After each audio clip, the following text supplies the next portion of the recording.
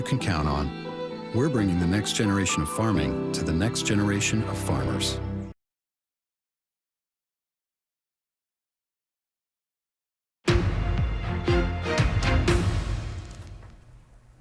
Before the internet, there was no such thing as virtual space. Our world was defined by borders and physical boundaries that separated countries across continents.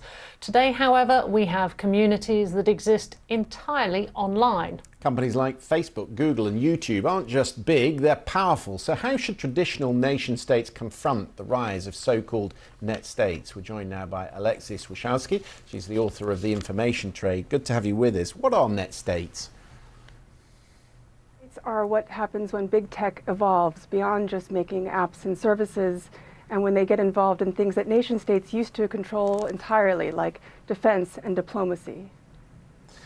So are you saying then that these net states are sort of replacing some of the functions that traditional states have fulfilled?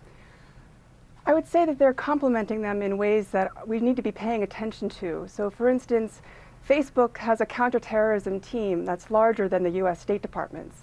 And I think that this is something that in some ways governments are glad to see happening, because there's more help for fighting counterterrorism or fighting terrorism online.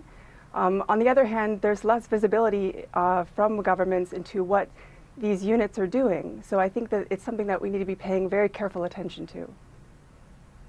I mean, you're starting to see governments wake up to this threat, whether it's Margaret Vestager in the EU, or here we've seen the FTC this week basically demanding information on deals that these companies have done to grow.